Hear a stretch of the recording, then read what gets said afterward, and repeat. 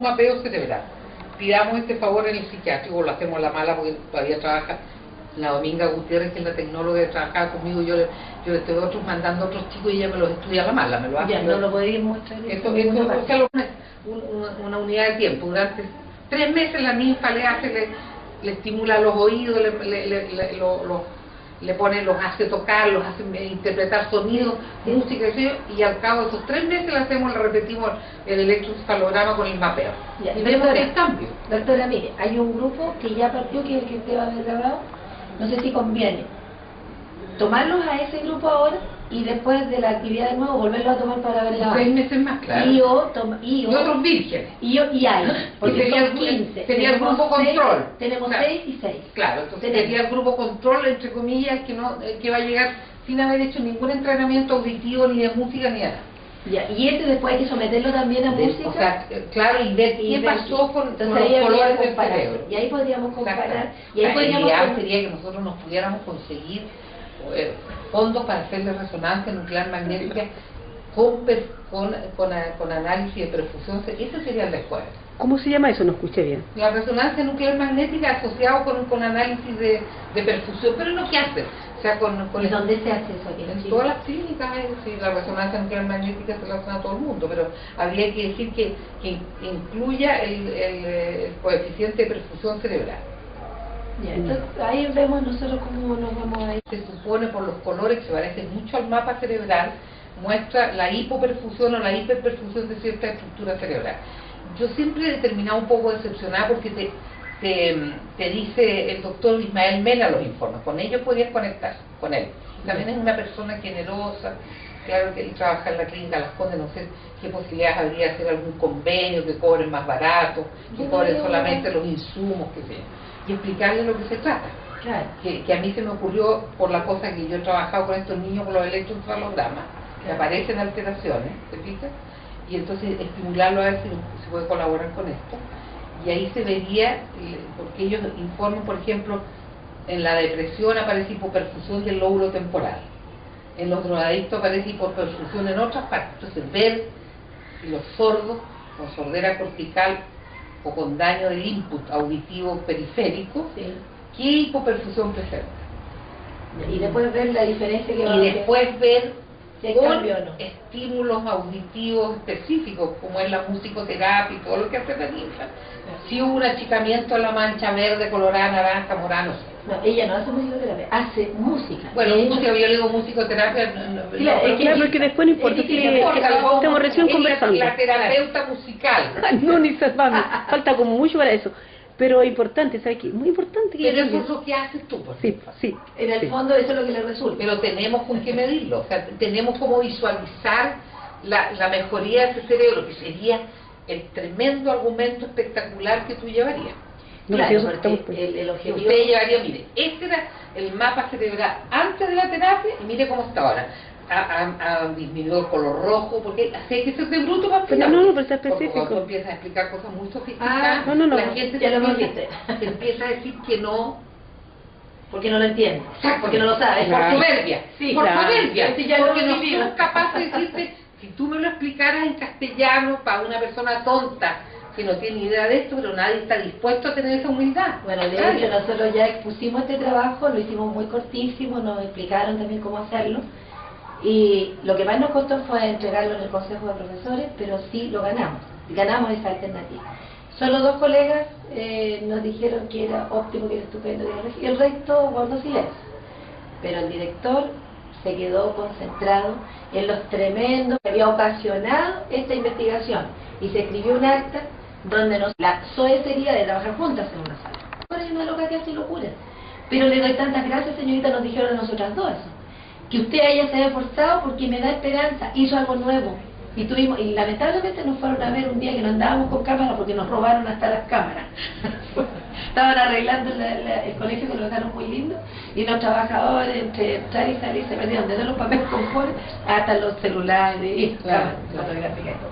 Entonces estuvo metido dentro de la guatita de la mamá y no sabemos cuándo partió la sordera. ¿Por qué no pensar hoy día? Claro. Que el cerebro dejó consignado de eso. Sí, repita usted, vuelve a repetirlo para claro, que lo grabe. yo creo que es posible extrapolar extrapolar la experiencia del denominado miembro fantasma, que consiste en que cuando una persona experimenta una amputación de un miembro, sigue sintiendo que le pica el dedo gordo del pie cuando está cortado hasta la rodilla. O sea, eso te revela que las fibras nerviosas, que son mucho más primitivas que las neuronas, pues las fibras nerviosas, que yo estoy siendo primitivas, pero cumplen la función motor y la sensibilidad muscular, son mucho más primitivas desde el punto de vista estructural que una neurona. Entonces, ¿por qué no pensar que también dentro del cerebro quedaron, entre comillas, neuronas con sensaciones fantasmas? De antes que se produzca el cataclismo, ¿se fija? O el vendaval de daño que dejó al niño sordo. Es posible pensarlo, porque no todas están irremisiblemente dañadas. Claro. Pueden haber 3, 4, 5, bueno, son millones de neuronas. Deben Pero haber 500.000 que pueden, bajo ciertas circunstancias, desencadenar su recuerdo. Esa es la teoría que yo tengo. ¿Qué es lo que está haciendo la ninfa? Bueno, la ninfa, en el fondo, está probando la teoría que yo tengo. Esa teoría la tenía yo. Y yo también. Yo me acerqué a ella diciéndole, Claro, sabes que yo sigo soñando con la reminiscencia del sonido que viene desde la concepción intrauterina. Pero necesitamos un neurólogo para que... Y en último Claro. término tú puedes decir, y ahí agarrar el maravilloso aporte que hizo Carl Jung del inconsciente colectivo. Así como él describió el inconsciente colectivo, está el consciente colectivo, está la posibilidad que en la evolución de la especie homínido, ese niño que llegado a ser niño en el útero de la madre sufrió por la rubeola, por mil enfermedades, o porque la mamá tenía hipoperfusión placentaria y se dañó específicamente esa zona de su cerebro y quedó con una sordera cortical. ¿Por qué no pensar que él tiene un remanente del recuerdo evolutivo del sonido? Sí, eso es claro. una de las teorías que yo tengo. Claro. No, O sea, del Pithecanthropus semi-erectus, cuando escuchaba que venían los truenos y los relámpagos, y decía va a llover. Claro. Hay déjalo grabado, sobre lo que es respecto a la teoría. Dice que una teoría ya es algo evidente, ya es algo real, cuando usted, en el caso suyo, ha nombrado una serie de hechos, una serie de leyes. Y al haber una teoría, lo único que falta es una hipótesis para probar. Y ya es un hecho el que exista una teoría. Por lo tanto, si ya hay 2 o 3 personas que estamos dialogando sobre un tema, es porque ya hemos escuchado. Claro. de Y la otra cosa es que la gente gente que trabaja en conducta humana tiene que ser una open mind, es de una cabeza abierta. Claro. Aquí no caben los fanáticos, no caben las personas cuadradas que se ciñen a los conocimientos de manera restrictiva. Uno tiene que abrirse. Claro. Todo es posible, y qué bueno que tú integraras a ese chico ingeniero de sonido, porque ellos tienen mucho que aportar. Él es un chico que trabaja con el ecosistema, entonces por eso mismo el aporte, igual que el músico, también es desde la misma misión, y son chicos jóvenes de 30, de 28, 40, hasta 40. Y la verdad es que es un buen equipo, y la fonoaudióloga también tiene que criticar. Y ahora vamos a llevar a otro fonoaudiólogo para que haga el análisis del trabajo, porque es lo que nos falta. Pero estábamos cojeando netamente de la neurológica, porque la variable es la que... A los componentes fisiológicos de la audición, metiendo o neurofisiológicos en la audición. Una variable tendría que ser... De la variable cognitiva. O sea, el componente, no diga estructura porque quedaría atrapado en el tema de una lesión, sino ir a la estructura anátomo-funcional auditiva. Sería la otra variable que estaría jugando. Que estudiar. Claro. Serían las 2 variables que... Pero que al estudiar, y si tú tienes métodos, los métodos que nosotros tenemos son muy primitivos. Sí. Es como que si nosotros estuviéramos tratando de ver la Vía Láctea con un pedazo de vidrio botella. No, sí. Así estamos viendo el cerebro.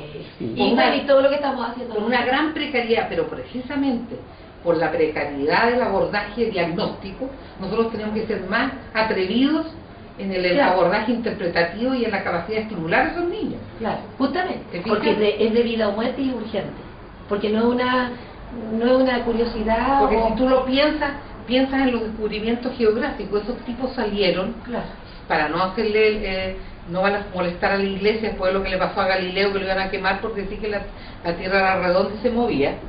Esta es la misma historia de Galileo, lo que nosotros estamos hablando aquí. En el fondo, nosotros estamos queriendo que la gente sea más abierta y más libertaria para pensar en que pueden ser las cosas distintas.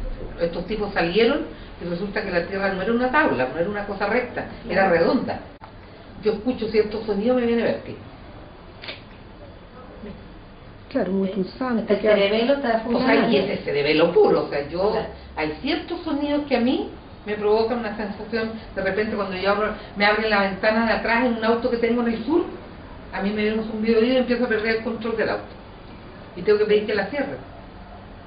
Bueno, yo nací con asfixia, pero tengo yo una participación patológica en mi cerebelo, en mi audición. Mira qué interesante. Doctora, quiero que grabar lo que usted dijo que quería que grabáramos, este asuntito de la integración. Pero tenemos, mira, básicamente importante, que es que es como está leyendo mismo los pensamientos de uno, porque todo lo que... Porque ella no estuviera leyendo nuestros pensamientos. Claro, porque es Increíble. es fantástico. Es que yo la veía en los Porque yo partí de la escuela llegando a lo mismo así, pero... Hablando de lo mismo de los... Claro, es como que se siente uno como muy, no sé, no podría la palabra adecuada decirla, pero los mismos temas que usted está conversando, estamos hablando, ¿no? Nosotros nos han Siempre. castigado por meternos en las horas de recreo. Incluso nos han O dicho, hasta ¿sabes que no ha llegado hasta hablando? el director nos dijo eso tampoco, pues No lógicamente. lo podemos grabar. Quieren metido en un falso sistema educacional que no les va a servir para nada, porque la integración los margina, los hunde más. Le voy a escribir en este libro, ponlo ahí, doctora, tiene logo del gobierno, de la católica y de los medios de comunicación. Esto se hizo en el 2004. Solo un trocito. Desde sus inicios el concepto de educación especial se ha vinculado estrechamente con un modelo médico y psicológico, en el cual se aborda el tema desde el estudio y la descripción del déficit, estableciendo categorías, con el propósito de ubicar a los niños y jóvenes con discapacidad en espacios educativos separados de los comunes o normales. Esa es la definición. Yo le pedí hora al obispo para hablar con Monseñor Pellegrini, que es el encargado en este momento de educación, y no lo he podido conseguir. Porque yo quería decirle cómo la Universidad Católica, que viene de la Católica, de la Iglesia, ha dicho una cosa como esa que para mí raya en la calopia. ¿Cómo puede ser que el área médica y nosotros con ustedes haya sido nuestro propósito separarlos de los normales? Entonces ellos están haciendo integración porque insertan a los niños y usted termina de decir la idea que dijo que había que grabar. Claro, yo creo que la integración a la que se ha llegado después de me imagino, de reuniones de especialistas y de expertos, es una integración que no hace más que precisamente dañar, agredir y agregar nuevos componentes a la discapacidad, porque una cosa es ser sordo, ciego, cojo, chueco, qué sé yo, y otra es que además tú te sientas psicológicamente marginado. Y eso es lo que hace la integración actual, porque es una integración falsa, es una integración que es la extrapolación del populismo político a la educación. Y que no cuenta con recursos. Y me parece nefasto. Es simplemente decir, en Chile ya no hay retardados mentales, en Chile no hay sol por decreto. Claro. Por decreto, borran la realidad por decreto. Es como si la Michelle Bachelet firmara un decreto que diga que el sol se pone aquí en Chile a las 4 de la tarde. Con el objetivo. Con esa diferencia, o sea, ahorrar dinero. Pero claro, porque no piensan gastar un peso en la gente pobre. Porque no van a poner... Además que los sordos, los ciegos, no sé, puede ser, pero no votan, no son alimento para las pirañas que son los políticos. Bueno, pero en todo caso ahora están votando y les pusieron intérprete a los sordos y pueden entrar adentro de las casetas y de las urnas con ellos, y también a los ciegos, o sea, ahora eso todo se implementó. El tema es que lo ideal es que ese ciego y ese sordo no tenga tantos recursos para desarrollar el área cognitiva y que pueda él modificar su realidad y tener su propio discernimiento. Claro. Lo ideal es que siempre estén dependiendo de un intérprete. Y que les den la pensión asistencial de 40 lucas. Y que se dejen de joder. Y el voto va a depender más bien de la compañía. Y que se dejen de joder. Claro, porque los otros han sido los que más correspondientes al sonido. Si no funciona, por el hecho de que no tiene la recepción y no integra porque no tiene recepción.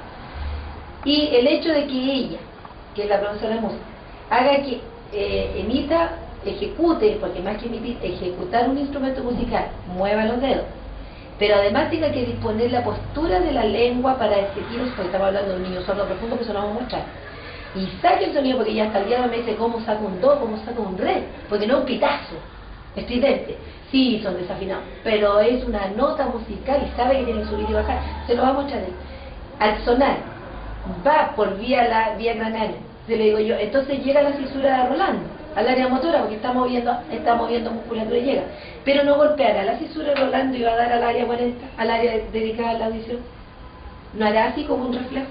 ¿Por qué no? Lo que pasa es que nosotros hemos sido esclavos de los decides de los científicos. Por ejemplo, Ramón y Cajal describió la estructura celular del cerebro, habló él fue el que describió la neurona, por eso sacó el premio Nobel, y describió un tejido que le llamó glioma, la glía, que es un tejido entre comillas intersticial, pero la importante, la fundamental, la que llevaba la función superior del cerebro de la neurona. Resulta que las investigaciones posteriores que vienen desde la neurofisiología han demostrado que la glía, el aparato, la estructura intersticial, es capaz de mantener funciones que eran de las neuronas. Y por eso tú ves de repente, y además en la región frontal se ha descrito que hay regeneración de neuronas. Lo que decías tú con el doctor Schuller. Altschuler. El doctor Altschuler Que es hablaba músico. de una regeneración. Hay zonas de la región frontal que se Y me regeneran. recuerda el doctor Olea cuando hablaba de la mielinización, que tiene que ver con esta Claro, pero aquí el cuento y la fascinación está que las estructuras que se suponía no tenían función, que eran afuncionales, por así decirlo en forma científica, que eran solamente tejido de relleno y de sostén, Ya. ellas Cumplían. por la promiscuidad de la estructura cerebral de oídas adquieren la función de las neuronas que no están funcionando. Y yo creo que eso es lo que le explica, ¿cómo te llamas tú? Ninfa. A la ninfa, el por qué los niños con todo chamuscado, por lo que se supone que es la corteza auditiva discriminativa está cortada, no hay conductos para allá, no hay input, digamos, no hay recepción, son capaces de aprender porque Pero por otras vías, por otras estructuras. De hecho, hicimos el mapa conceptual planteado en eso y lo presentamos en el Colegio Fonoaudiólogo en la Universidad de Mayor, Audiólogo, sí. no, en la que está más abajo. Es de la Universidad Mayor, puede Pero ser. pertenece también. Y se la presentamos en el colegio y este es el mismo trabajo que presentamos ahí, con la idea de que lograr el beneficio del sonido para las personas que no escuchan. Ahora, entre paréntesis, la Universidad de Chile, ya hablamos con Corina Farfán, que es tecnólogo, fonoaudiólogo, técnico, audiólogo. Hay una pelea entre fonoaudiólogo y técnico que no vale la pena ni meterse. Pero todo el mundo hace algo que es bueno. Y también ella generosamente todo el mundo nos ha aceptado, la católica nos aceptó, la chilena nos aceptó, la mayor, todos con un cuerpo bien adorable, todo. Ella nos planteaba que ella había ido a Noruega, a Noruega era, hacer un estudio sobre aquellas personas que teniendo una audición buena, no metabolizan el sonido a nivel de la corteza cerebral, y son aquellos niños que no aprenden a leer y escribir. Entonces están apuntando muy atrasados los que son psicopedagogos. Una sordera cortical, entre comillas. Así como hay una sordera visual, hay una sordera cortical. Hay gente que, uno que yo tengo el oído de tarro. Sí, yo la hice. Esos son los sordos de corticales. Ravel, el tema de Mauricio Ravel, del músico, que él solo podía escribir matemáticamente porque él tenía amusia. Claro. Él tenía amusia. O sea, él era un sordo cortical. Claro, entonces no sé cómo lo están llamando ahora los tecnólogos, porque ahí donde está la pelotera, porque También algún neurólogo está que una trabajando epilepsia con también eso. se llama, una epilepsia de que no escucha la música, no sé, ¿qué nombre tiene? No, lo que pasa es que hay epilepsias que durante la crisis epiléptica se puede producir o una pérdida de la experiencia de ver o una pérdida de la experiencia de oír. Sí. Y hay una forma de epilepsia muy siniestrona, que es una epilepsia refleja, que frente a ciertos sonidos se desencadena la crisis. Claro, escuchan algún sonido determinado. Esa es una epilepsia refleja. Todas las epilepsias que se producen por estímulos sensoriales. Yo vi una vez una persona que se lavaba las manos y con cierta intensidad le aparecía la crisis. Claro, Son estímulos sensoriales. O sea, que tú misma tienes percepciones que te provocan la crisis patológica. Claro, porque conversaba de una niña que el padre la había violado y escuchaba tal música y se le producía una epilepsia. Bueno, yo armé un grupo de como 4 o 5 adolescentes, todas con epilepsia con ausencia. Y todas habían sido violadas. Y yo entonces pensé que la epilepsia había venido a ser el mecanismo de resolución psicológica para negar esa experiencia traumática. Entonces ella a lo mejor, cuando el padre las estaba violando, desarrollaba una epilepsia sensorial, digamos, sensitiva. Bueno, y eso es parte de lo que Piaget un poco nos dice. Solo se desarrolla cognición cuando la persona acciona sobre la realidad y la modifica, pero a su vez tiene la misma condición, de tejer lo tejido. Claro. En total, bueno, ahí es donde ya empezamos con el alma, la parte espiritual.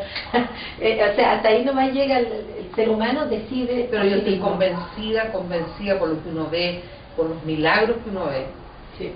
Que hay zonas del cerebro que tienen una generosidad, o sea, dos virtudes muy raras de encontrar en los seres humanos. Tienen generosidad y humildad. ¿Quién las guía? O sea, toda la vida la eran como diciendo es acerrín. Es acerrín, es algodón, es lana de vidrio, entre comillas. Y las únicas fantásticas son las neuronas.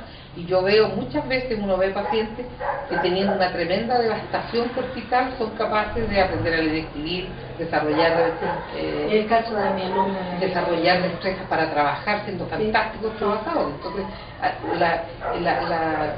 claramente ya está demostrado que la guía tiene una capacidad. La guía como la guía es la sustancia blanca. Es como una transparencia. Es como el cerebro, la estructura anatómica del cerebro es como leche sal. Sí. Ya. ¿Y qué importancia aquí, señora doctora, es el cuerpo calloso? El cuello calloso el que produce los cambios de un lado para otro, el axón que sale a caminar. El cuerpo calloso es la estructura que interconecta los hemisferios y los trata de sincronizar. Eso, Esa es la parte importante. Trata de sincronizar. Porque eso no sale en los textos. No sé, yo lo leí, hace poco lo leí. La estructura como viene a ser como el contralor general del cerebro. O sea, trata ¿Y permite que, por ejemplo, se intercomuniquen entre hemisferios? O, por ejemplo, que el axón vaya... Yo lo he visto de esta manera. Yo he visto pacientes que venían con el diagnóstico de epilepsia focal. Tú le hacías el electroencefalograma y claro, y le pesquisabas un foco concordante con el tipo de epilepsia que tenía. Porque según la ubicación del foco epiléptico hay sintomatología.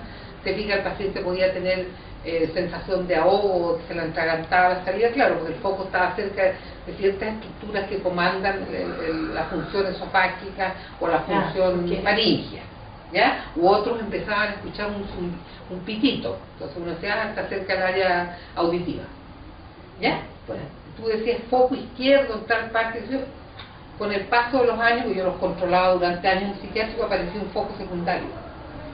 Y eso es a través de la fisura interhemisférica del cuerpo calloso.